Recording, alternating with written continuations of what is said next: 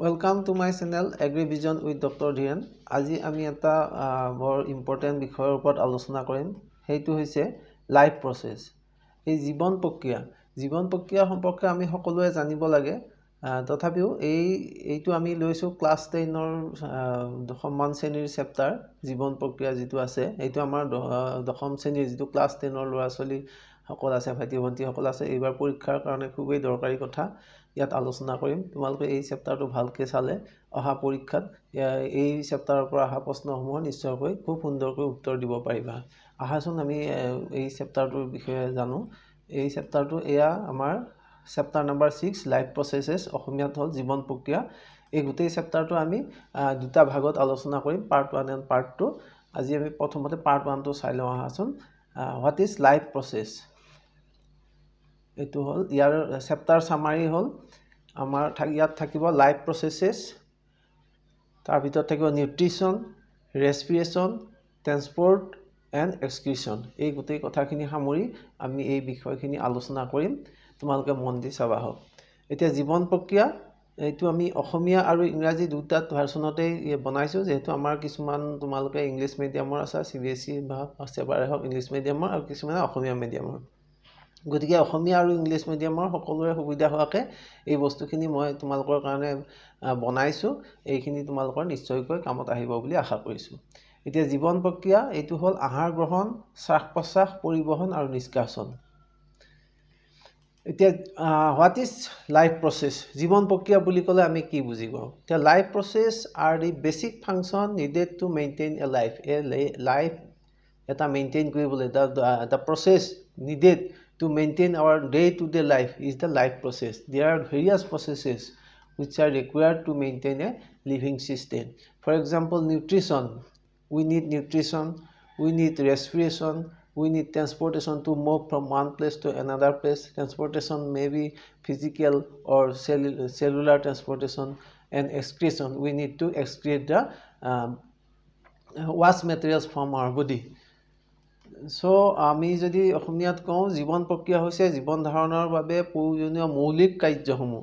ইয়াত মৌলিক কাৰ্যসমূহ আছে যিবোৰ অত্যন্তই প্ৰয়োজনীয়। It is very much essential to remain alive. উদাহৰণ হ'ল আহাৰ গ্ৰহণ, শ্বাস প্ৰশ্বাস, পৰিবহন আৰু নিষ্কাশন। আহাৰ গ্ৰহণ কৰিবই লাগিব, খাদ্য খাবই লাগিব, শ্বাস প্ৰশ্বাস ল'ব লাগিব জীয়াই থাকিবলৈ, উশাহ নিশাহ ল'বলৈ। পৰিবহন বডিৰ ভিতৰত দৰকাৰী বস্তুবিলাক এটা পাৰ্টছৰ পৰা আনটো পাৰ্টছলৈ পৰিবহন হ'বই লাগিব। এইবিলাক থ্ৰু ব্লাড ট্ৰান্সপোৰ্ট হয়। আৰু নিষ্কাশন অৰ্থাৎ বডিত যিবিলাক বৰ্জিত পদাৰ্থ উৎপন্ন হ'ব সেইবোৰ আমি নিষ্কাশন কৰিব লাগিব, অৰ্থাৎ বডিৰ পৰা উলিয়াই দিব লাগিব। এইটোৱে হ'ল জীৱন প্ৰক্ৰিয়া। এতিয়া জীৱিত প্ৰাণীৰ বৈশিষ্ট্য কি? What are the characteristics of living organism? When we can say a thing is a living, to be a living organism, it must have growth. Number 1, growth. Number 2, movement. It should have movement. It is capable of moving from one place to another. This movement may be visible. That is, it is moving from one place to another. And it may be cellular. The movement may occur within the cell system itself. So a plant is not moving from one place to another, but still then there is movement inside the plant system. That is cellular movement. And metabolism. The organism must have metabolic activities to remain alive. And response to stimuli. It can respond to a particular stimuli. Suppose there is a fire. If we put our finger, immediately we will pull back. So it is a response to our particular environmental stimuli. And continuous use of energy. And to be living, to remain living, we have to use energy continuously for working, for talking, for everything. For everything, an organism will need energy. This is the characteristics of living organism. অসমীয়াত আমি কৈছো যে বৃদ্ধি লাগিব, এটা জীৱ জীয়াই থাকিবলৈ তাৰ বৃদ্ধি লাগিব, গতি লাগিব, এইটো দৃশ্যমান বা কোষীয় গতি হ'ব পাৰে, বিপাক লাগিব অৰ্থাৎ মেটাবলিজম লাগিব, উদ্দীপনাৰ প্ৰতিক্ৰিয়া, পাৰ্টিকুলাৰ উদ্দীপনা, যেনেকুৱা ধৰক জুই এক্সাম্পলটো দিলো, জুইত হাতখন দিলে আমি হাতখন আঁতৰাই আনিম, এইটো হ'ল উদ্দীপনাৰ প্ৰতি প্ৰতিক্ৰিয়া। আৰু অবিৰত শক্তিৰ ব্যৱহাৰ, আৰু আমি জীয়াই থাকিবলৈ আমাক অবিৰতভাৱে শক্তি লাগিব, শক্তি আমি ব্যৱহাৰ কৰি থাকিব লাগিব। এইখিনি হল জীৱিত প্ৰাণীৰ বৈশিষ্ট্য that is characteristics of an living organism so এইকেইটা বৈশিষ্ট্য যদি থাকে তেতিয়াহে আমি এটা প্ৰাণী জীৱিত বুলি ক'ব পাৰিম we can say a particular thing is living when this particular thing has this particular characteristics that is growth movement metabolism response to stimuli and continuous use of energy okay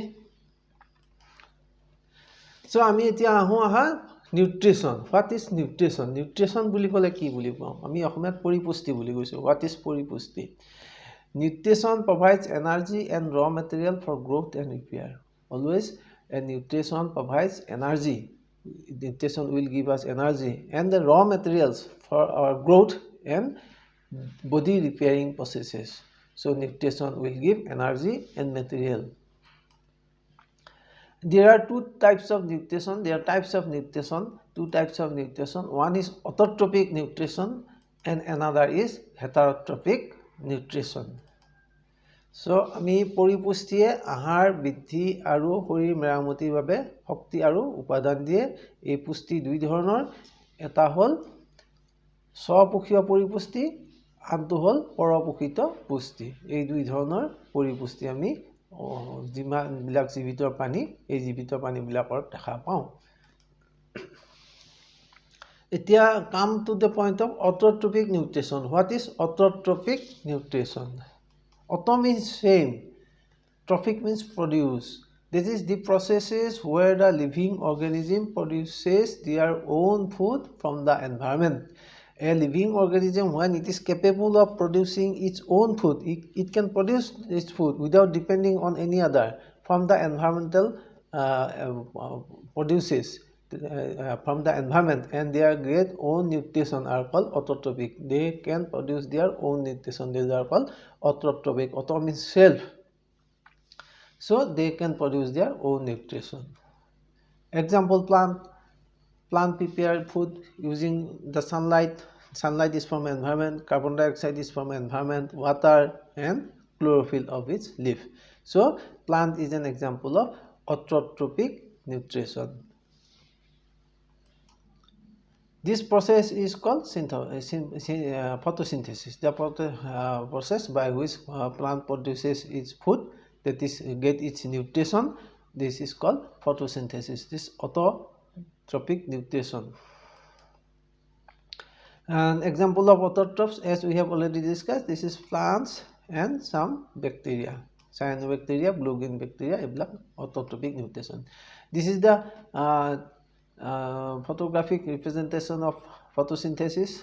As you all know, these living plants use its light from energy from sun and carbon dioxide from air and water absorbed by the root and it will ultimately produce glucose and release oxygen to the environment.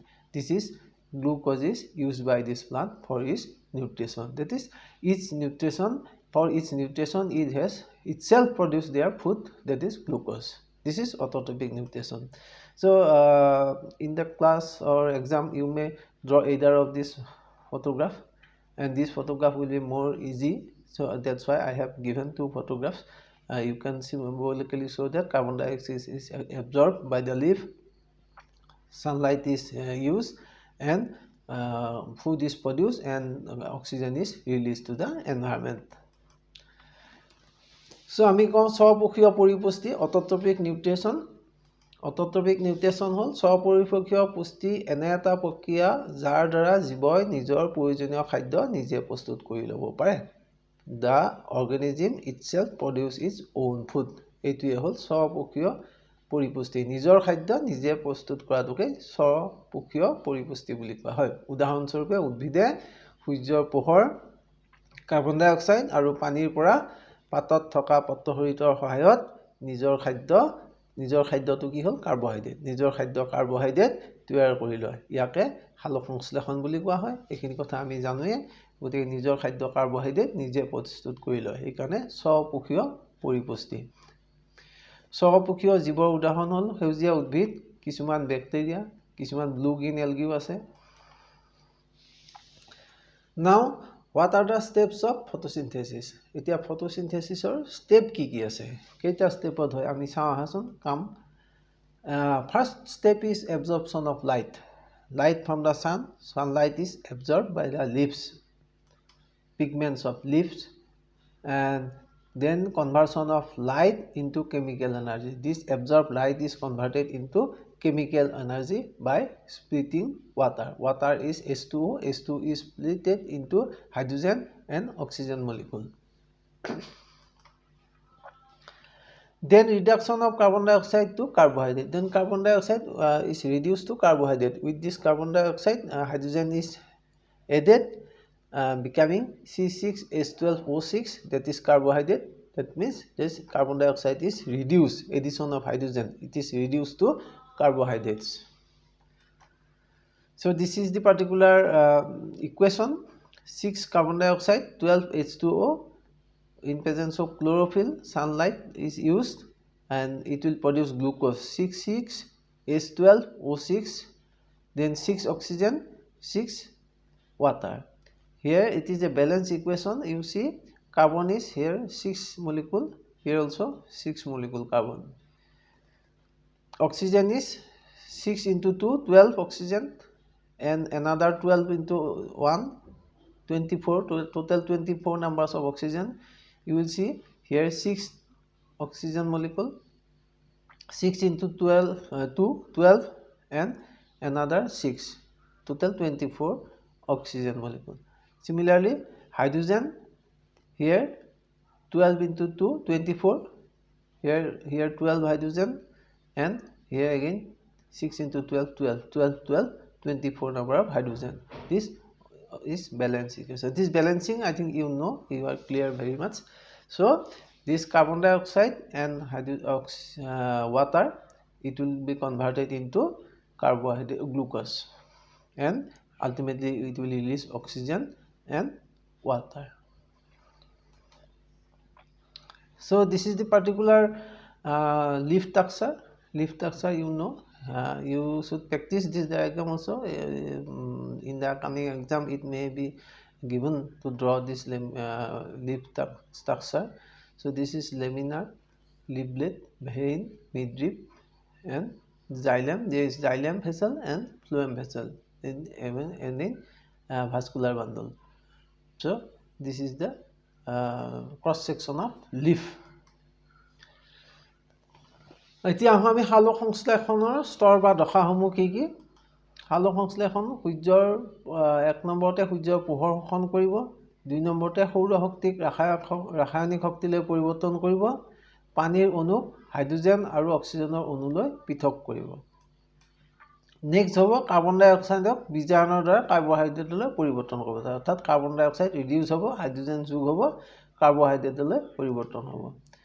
এয়া carbon ডাই oxide plus water, আৰু এইটো হ'ল carbohydrate plus oxygen plus water.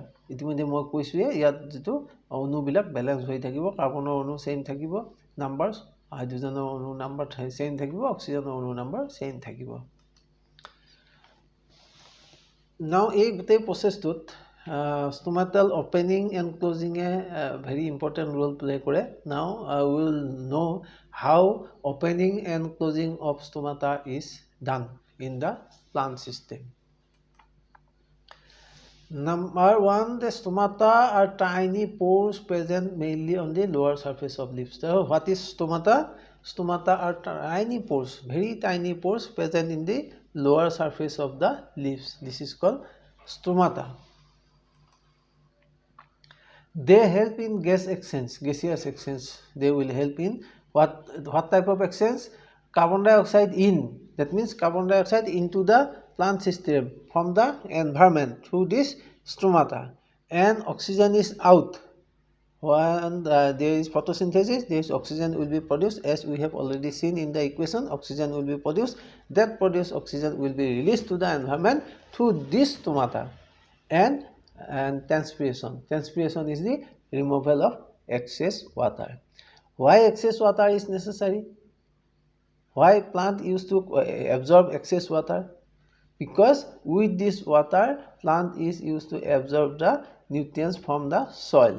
So if we absorb more water, with this absorbed water through this xylem, the nutrients will come to the plant system, and in the end time, this excess water will be released to the environment as transpirational loss through this stomata.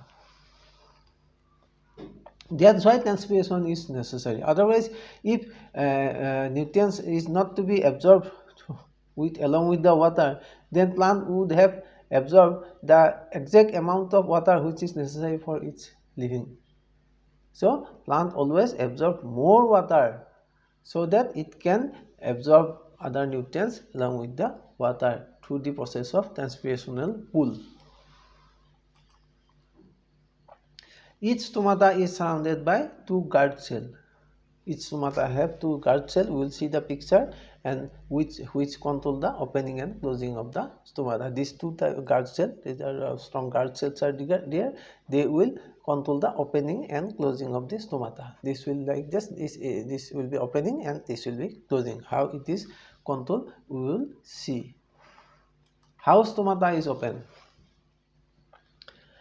During that time, light activate photosynthesis in the guard cell.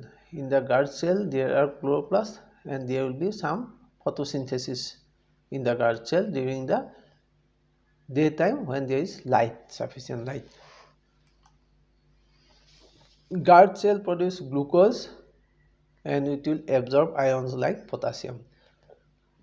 Through this process of photosynthesis, this guard cell will produce some glucose, and glucose will remain in the guard cell, and as well as it will absorb some potassium ions from the environment, from the through the root, and it will this guard cell will absorb potassium. When there is glucose and potassium, sufficient amount of glucose and potassium in the guard cell, this cellular concentration will increase. That is, concentration of the water inside the solution will be more, and as a result, water will enter to the guard cell by the process of osmosis. As you already know the process of osmosis, in the osmosis, water will move from the lower concentration to higher concentration. When there is photosynthesis, glucose is produced and potassium ion is absorbed in the lower guard cell. This concentration of the solution, water solution, will be more. As this concentration is more, water will move to the guard cell from the other parts of the plant, and this cell will be swell. And here you will see these are the stomata, and this is controlled by these two guard cell. Here one guard cell, another guard cell. This is stomatal pore, this is stomatal opening. These are the chloroplasts. These chloroplasts will produce glucose, and as well as it will absorb some potassium ion. This concentration will be more here, the concentration will be more here, and ultimately water will come from the outside to this guard cell, and guard cell will be swell, bulge, and as a result, this thick wall, cellular wall, inner wall is thick. This is very thick, this is very thick, and this will go like this. This stomata will be opening.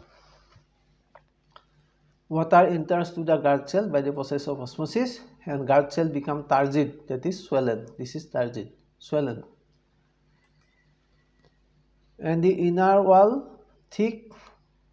The inner wall, this is inner wall. This inner wall is very thick and pull apart due to turgor pressure. This is turgor pressure. This inner wall is thick due to thick wall. This guard cell is swollen, and it will be open like this way. And stomata get open. This is opening. Stomata get open. আমি অসমীয়াত আলোচনা কৰিলে এনেকুৱাকৈ ক'ম, পত্ৰৰন্ধ্ৰ খোলা বন্ধ হোৱাৰ প্ৰক্ৰিয়া কেনেকৈ হ'ব। পাতৰ তলত থকা সূক্ষ্ম ৰন্ধ্ৰক পত্ৰৰন্ধ্ৰ বোলা হয়। এই ৰন্ধ্ৰ দুটা গাৰ্ড চেলে নিয়ন্ত্ৰণ কৰে। পত্ৰৰন্ধ্ৰ কেনেকৈ খোলে আমি জানিম।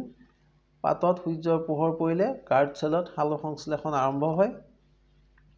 গাৰ্ড চেলে গ্লুকোজ আৰু পটাছিয়াম আয়ন সংগ্ৰহ কৰে। গ্লুকোজ তাতে উৎপন্ন হয়, পটাছিয়াম আয়ন গাৰ্ড চেললৈকে এবজৰ্ব কৰে, আৰু তাৰ ফলত গাৰ্ড চেলৰ কনচেন্ট্ৰেশ্যনটো বাঢ়ি যায়। ভিতৰত পানী অসমোচিছ প্ৰক্ৰিয়াৰে গাৰ্ড চেলৰ ভিতৰলৈ সোমায়, আৰু গাৰ্ড চেল ইতিমধ্যে টাৰ্জিড হৈ যায়, স্ফীত হৈ যায়। স্ফীত হৈ যোৱাৰ কাৰণে ভিতৰৰ ডাঠ কোষৰ দুটা বাহিৰলৈ টান খাই যায় এনেকুৱা হৈ যায় হৈ যোৱাৰ কাৰণে পত্ৰৰন্ধ্ৰ দুটা খোল খায় পত্ৰৰন্ধ্ৰটো খোল খায় এনেকুৱা থাকে এনেকুৱা হৈ যায় পত্ৰৰন্ধ্ৰটো খোল খাই যায় How stomata close এতিয়া আমি closing চাম how it will get close at night or during water scarcity guard cells stop photosynthesis night হোৱাৰ লগে লগে there is no photosynthesis as because there is no light and so photosynthesis stop or if even in the daytime also if there is some water scarcity then photosynthesis will stop if there is no photosynthesis no glucose production and this potassium ion move out of the guard cell potassium ion will move out of the guard cell there is no glucose in the guard cell this is will move out of the guard cell potassium will move from the guard cell and there is no glucose as a result what will happen water leaves guard cell by the process of osmosis as a result in the guard cell the concentration will now decrease now it will be reversed the concentration in the guard cell will be decreased so water will move out from the guard cell through the process of osmosis this is reverse osmosis and guard cell become flaccid flaccid means shrink guard cell will shrink it will shrink as a result thick inner wall come together now it will shrink this will come together previously it was flaccid like this now it will shrink it will come together and the stomatal opening will be closed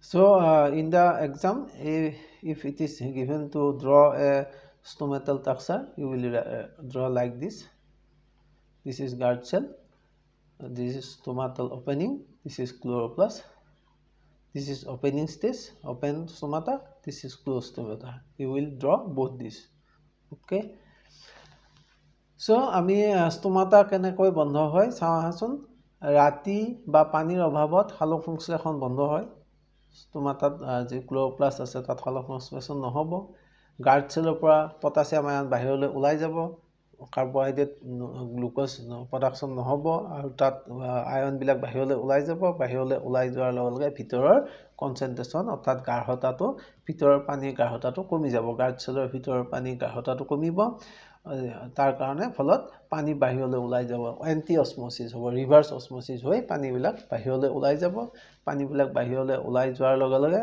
guard সেলটো ফ্লেসিড হ'ব অৰ্থাৎ শুকাই যাব guard সেলটো শুকাই যোৱাৰ লগে লগে ক্ষীণ হৈ যোৱাৰ লগে দাঁত ভিতৰৰ কোষৰ ওচৰলৈ আহে ক্ষীণ হোৱাৰ পিছতে ওচৰলৈ আহি ষ্টমাটাল ওপেনিংটো বন্ধ কৰি দিব ষ্টমাটাটো বন্ধ হৈ যাব ইয়া পৰীক্ষাত আহিলে এনেকৈ ফটোখিনি আঁকিবা তোমালোকে ওপেনিংৰ আৰু ক্লোজিংৰ দুটা আঁকিব লাগিব এই ধৰণে ফটোটো আঁকিবা ধুনীয়াকৈ এইবিলাক ক্লোৰোপ্লাস্ট মাৰ্ক কৰিবা ইয়া ক্লোৰোপ্লাস্ট এইটো গাৰ্ড সেল এইখিনি ইনাৰ ওয়াল এইখিনি থিক ইনাৰ ওয়াল এইখিনি গাৰ্ড সেল এইটো ফ্লেসিড হৈ আছে ইয়াতে পানী জমা হৈ আছে দিনৰ ভাগত আৰু এইটো ৰাতিৰ ভাগত পানী ওলাই গৈছে ষ্টমাটা ক্লোজ হৈ গৈছে গতিকে ধুনীয়াকৈ এই ডায়াগ্ৰাম দুটা আঁকিবা আঁকিলে খুব সুন্দৰকৈ তোমালোকে প্ৰেজেন্ট কৰিব পাৰিবা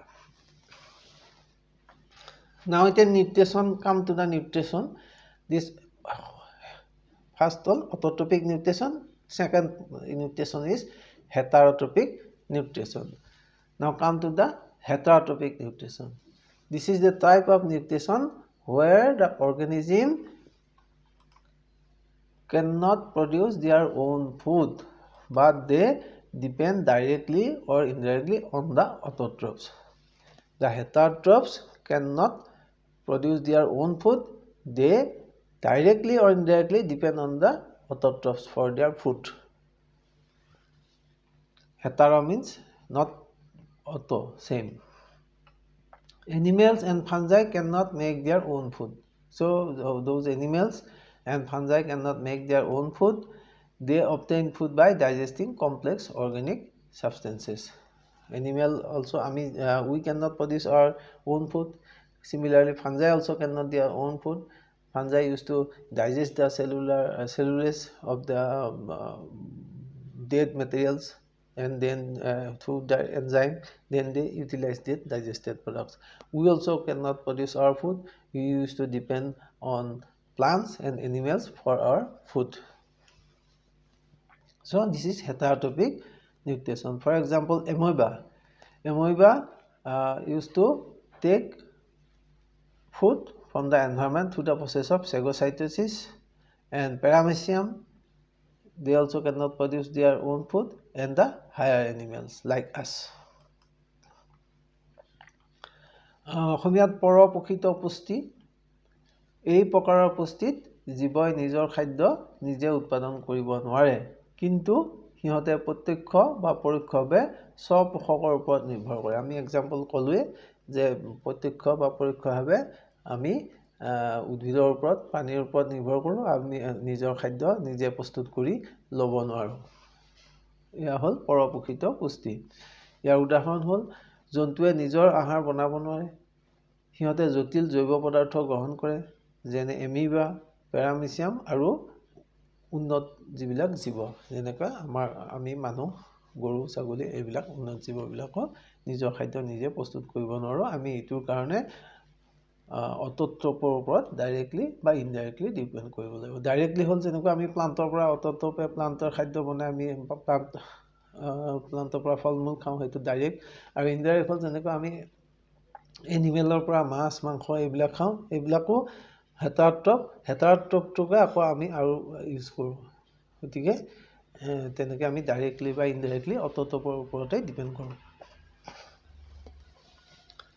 এতিয়া come to the point of nutrition in amoeba. How amoeba get nutrition. Nutrition in amoeba. Holozoic nutrition. Amoeba, the type of nutrition in amoeba is called holozoic. That means it takes food in solid food particles and digests them inside the body. It directly, whole food particle is taken in. That's why it's holozoic nutrition, and it digests inside the body. It occurs in 5 stages. Holozoic, whole food is ingested, that is holozoic. Ingestion, first step is ingestion. Uses pseudopodia, that means false food. It uses false food to surround and engulf food particles such as bacteria, algae, etc. Amoeba take bacteria, algae, etc. If it gets some food particle, it's in its surrounding, its pseudopodia engulfs it. The food vacuole is created within its cytoplasm, and then digestive enzyme breaks down complex food. When something is ingested into its cytoplasm, making some food vacuole, the digestive enzyme from the cytoplasm moves to the vacuole, and it will break down the complex food into simpler forms, digestive enzymes. Next, come to third step, it is absorption. When this digested food is transformed into some smaller, simpler food, and this simpler food is absorbed through the process of absorption. Next step is assimilation. The absorbed food is utilized for growth and energy, and it will take this food for its own growth and energy. It will be assimilated to its body part, that is assimilated. And egestion, undigested material is expelled through the cell membrane, and the remaining undigested material in the food vacuole will be expelled out from the amoeba cell through the cell membrane. This is the diagrammatic representation. You can draw in the exam like this way. And this amoeba, as you know, it does not have any fixed shape. So you can draw this shape like in any form like this. But the only thing is that it will include these things. So this is the amoeba, particular amoeba. If some food is found in its vicinity, this pseudopodia will develop. This is pseudopodia. This will engulf. This is pseudopodia.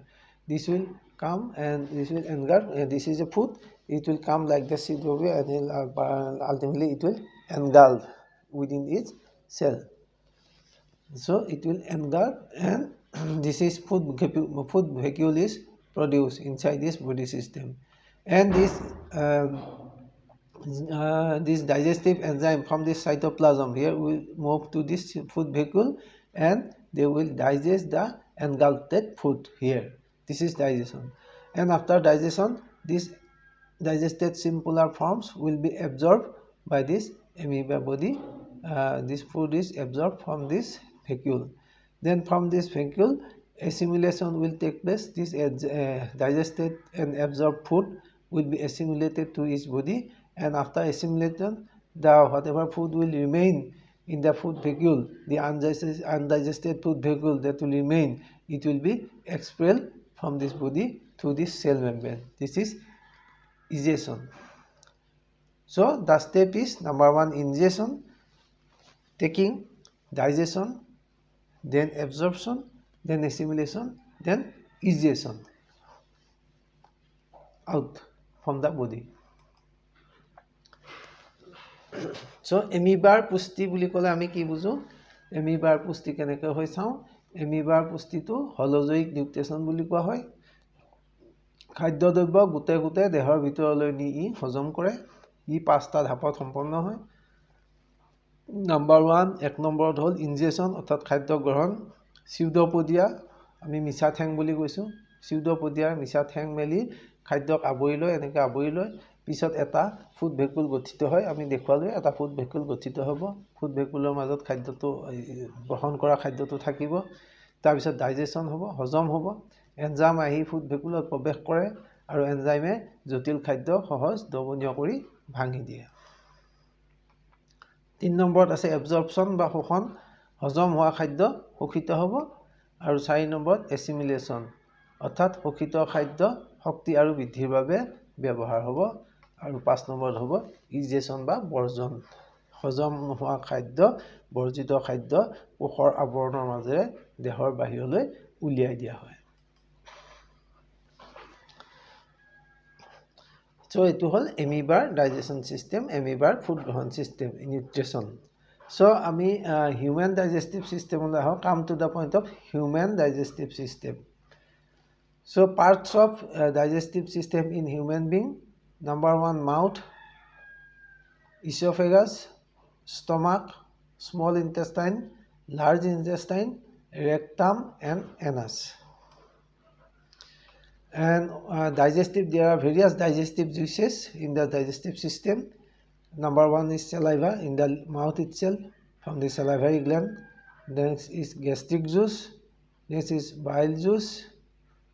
In intestine, gastric juice is secreted. Bile juice is secreted from the liver, bile juice. Then pancreatic juice from pancreas. Then intestinal juices. They help to break down the complex food into simpler absorbable molecules. Whatever the complex thing we eat, these juices will break down into smaller molecules and it will be absorbed and assimilated by our body. In the exam, if a question is given to draw this digestive system, you may draw this type of simpler form, because in the book it may be you may get some difficulty like to draw like this way, but this is I have given for you. This is a simple system. This is mouth, esophagus, stomach, pancreas. This is pancreas. Large intestine. This is small intestine, gallbladder, liver. মানুহৰ পাচনতন্ত্ৰ.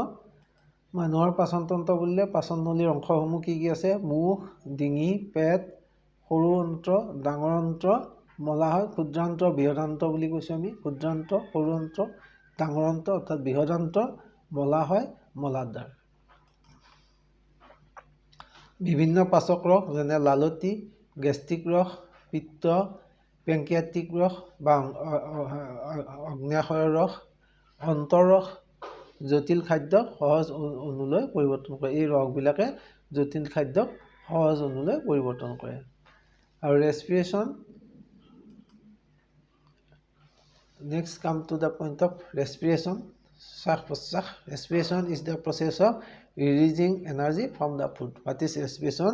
It is the process of releasing energy from the food. In the food, this energy is stored from this food.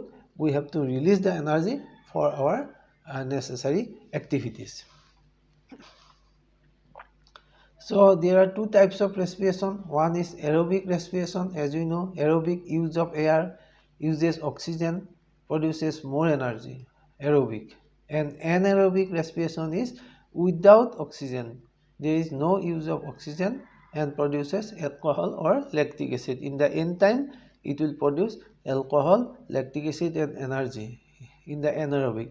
But in the aerobic, it will use oxygen and produces more energy and only carbon dioxide. This is the respiratory system. If drawing is to be done, you can draw this type of simple respiratory system drawing. Please practice it in your home book, home khata, and you can draw it like this. Now, শ্বাস-প্ৰশ্বাস হৈছে খাদ্যৰ পৰা শক্তি উৎপন্ন কৰা প্ৰক্ৰিয়া। ই দুই ধৰণৰ। এক হ'ল সবাত শ্বসন, অক্সিজেনৰ ব্যৱহাৰ কৰা হয়। সবাত মানে অক্সিজেনৰ ব্যৱহাৰ কৰা হয়, উইথ অক্সিজেন, আৰু অধিক শক্তি উৎপন্ন হয়। আৰু অবাত অক্সিজেনৰ ব্যৱহাৰ নহয় হয়, অক্সিজেন নথকা অৱস্থা। ইয়াৰ ফলত ইথানল, এলকহল, ইথাইল এলকহল বা লেক্টিক এচিড উৎপন্ন হয়। আমি এইটো চাম কেনেকৈ হয়। ATP is the energy currency. ATP stores and provide energy for muscle movement, synthesis and cell activities. Energy is stored in the form of ATP. Why ATP is necessary for muscle and muscle movement, synthesis and cell activities. This ATP, when energy is needed, it will be broken to ADP. ATP means adenosine triphosphate, 3 numbers of phosphate. ADP means adenosine diphosphate. 2 numbers of phosphate will be there, plus 1 phosphate will be released, and energy will be released.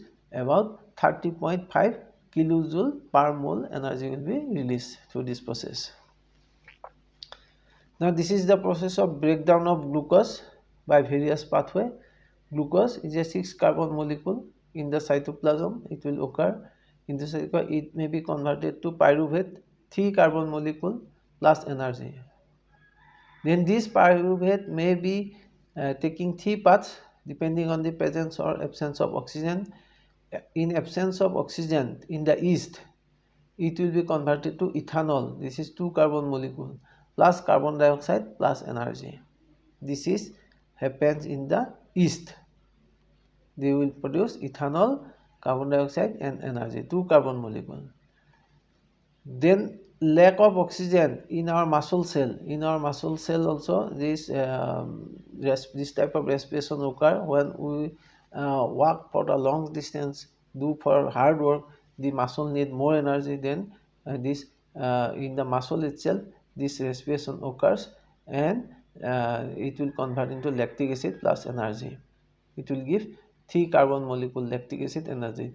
Due to this lactic acid, production of lactic acid, when we walk for a long distance or run for a long distance, we feel some pain in the muscle or cramping effect in the muscle due to this lactic acid only. It is slightly poisonous. And in presence of oxygen, generally it occurs within the mitochondria in presence of oxygen. This is the general process of respiration in our body. In presence of oxygen, it will give carbon dioxide, water and energy. Whole is broken down, whole ATP is broken down, it giving carbon dioxide, water and energy. Through this process, we will get more amount of energy. This is the process of breakdown of glucose by various pathways. So ATP হল শক্তিৰ মুদ্ৰা। পেশী সংকোচন, কোষীয় কাৰ্য আৰু সংশ্লেষণত ATP শক্তি যোগায়। ATP ভাঙিলে ADP, ফসফেট আয়ন আৰু এনাৰ্জি পায়। 30.5 কিলোজুল পাৰ মোল আমি এনাৰ্জি পাওঁ। এইটো সেম ইকুৱেশ্যন অলৰেডি আলোচনা কৰিলোঁ। সো আজিলৈকে এই আলোচনাটো ইমানতে সামৰো। আমাৰ চেপ্টাৰটো যেহেতু দীঘলীয়া, আমি 2 নম্বৰ পাঠত বাকি কথাখিনি আলোচনা কৰিম আৰু তাৰ লগে লগে তোমালোকৰ কাৰণে সম্ভাৱ্য যিমানখিনি পৰীক্ষাত আহিব পৰা কুৱেশ্যন আৰু এনসাৰ সেইখিনি আমি আলোচনা কৰিম সো এনেকুৱা ধৰণৰ ভাল ভাল দিহা পৰামৰ্শ ক্লাছৰ আলোচনা পাই থাকিবলৈ তোমালোকে আমাৰ চেনেলটো এগ্ৰিভিজন উইথ ডক্টৰ ধীৰেন চাই থাকিবা সাবস্ক্ৰাইব কৰিবা আৰু শ্বেয়াৰ কৰিবা thank you for today bye bye will meet again soon